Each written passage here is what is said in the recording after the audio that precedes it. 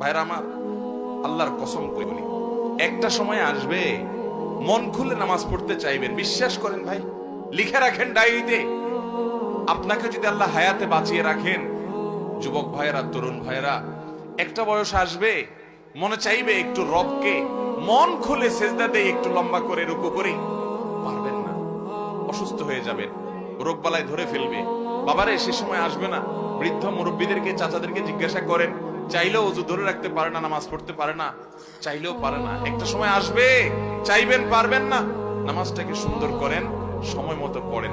অনেক রাকাত নামাজ পড়বেন, নফল নামাজ পড়বেন। এটার চাইতে উত্তম হলো ফরজটা পড়লেন, মূল সুন্নত গুলাই পড়লেন, কিন্তু ধীরস্থিরতার সাথে পড়লেন। 10 রাকাত তাড়াহুড়া করে পড়ার চাইতে 2 রাকাত আস্তে আস্তে পড়া অনেক বেশি। নামাজ সুন্দর করবেন তো ইনশাআল্লাহ। আজকে আপনাদেরকে একটা কথা বলে রাখি, আপনারা যখন মসজিদে যাবেন একটু খেয়াল করেন ভাইরা, যে কোন মুসল্লিটার নামাজের সবচেয়ে বেশি সময় নেয়। আমি খেয়াল করি,